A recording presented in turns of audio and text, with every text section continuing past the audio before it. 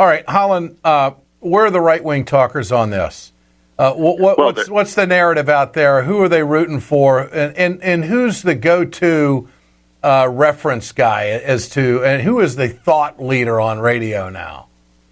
Ironically, the thought leader on radio is a guy who's not on radio. It's Bill O'Reilly, who is, I am convinced, much more influential than Rush Limbaugh is now. Mm-hmm. Limbaugh still enjoys the reputation of being the guy you better not cross.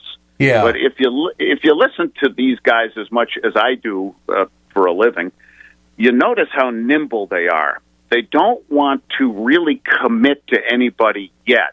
They're willing to rule people out. They all seem to be down on Jeb, and they want to call him a rhino, and they want to point to his disappointing performance so far. But they vacillate between Ben Carson and Donald Trump.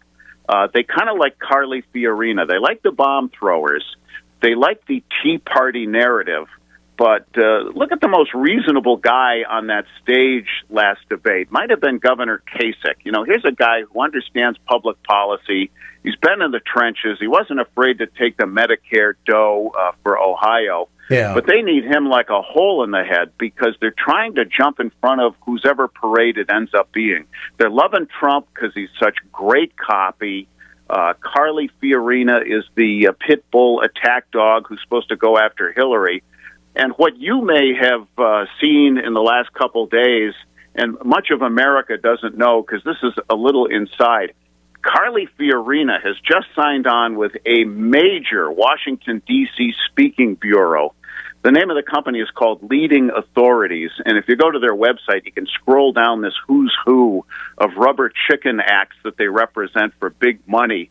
And when is the last time we've seen somebody who claims to be in the thick of a presidential run who's taken paid gigs to pay the bills? Well, she knows she's not going to get the nomination. She might as well capitalize on her visibility while she has the opportunity. That's how I read that. Exactly. You know, this is her moment. You know, if she made the ticket as VP candidate, that'd be pretty cool. If the Republicans get in, maybe she'd be Commerce Secretary. But, you know, now that you got Link Chafee out of the way, I don't think there's anything stopping that Hillary juggernaut. well, we'll see. I mean, you know, Bernie Sanders has more contributors. Bernie Sanders has the crowds. Bernie Sanders now has the money.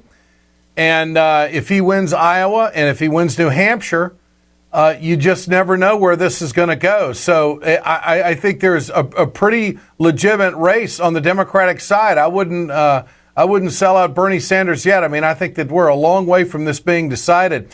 The other thing about John Kasich, I was in Ohio last month.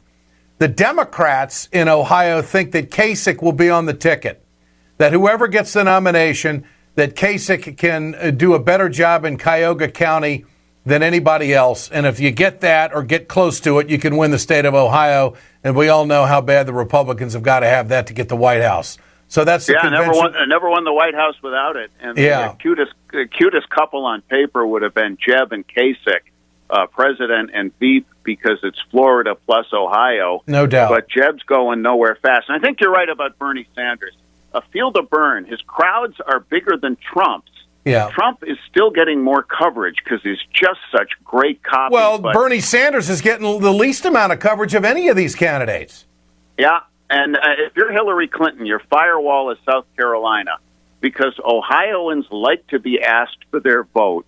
What if Bernie wins in Iowa and then rolls into a neighboring New Hampshire next door to where he's from in Vermont? If you're Hillary Clinton, your firewall is going to be South Carolina. All right. Holland Cooke, media consultant. Great to have you with us. Survivalspeech.com is where we go, correct? You bet, pal. Good to talk to you. All right, buddy. Thanks so much. Holland Cooke with us here on Ed Schultz News and Commentary, brought to you by Communication Workers of America, Alliance for American Manufacturing, BioGreen Clean, and the iSave team. We're back tomorrow.